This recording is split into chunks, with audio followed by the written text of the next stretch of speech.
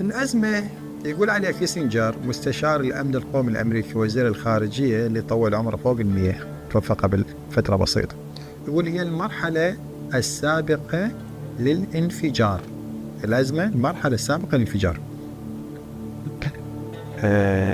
ونجي على الإمام الحسين، هي فعلا الأزمة مالته كانت المرحلة السابقة للانفجار. الأزمة بدت من توفى معاوية، وصل خبر إلى المدينة وراح أرسل في طلب الوليد بن عتبة، وصارت الأزمة بدت. الانفجار وين صار؟ صار في كربلاء.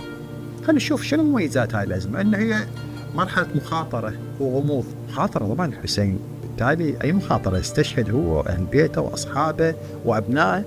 أطبياء غموض، مكان من الصورة غير واضحة للناس، خاصة الناس المحيطة به.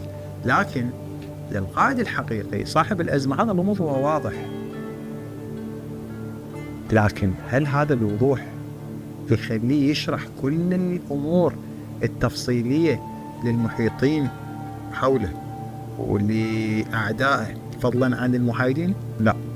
ذاك الإمام كان يسمع للجميع، سمع من عبد الله بن الزبير ومن عبد الله بن عمر ومن ابن عباس، عبد الله بن عباس، ونوبات كان يحيلهم إلى ميتافيزيقية. يقول أنا تعلمت برسول الله صلى الله عليه وآله،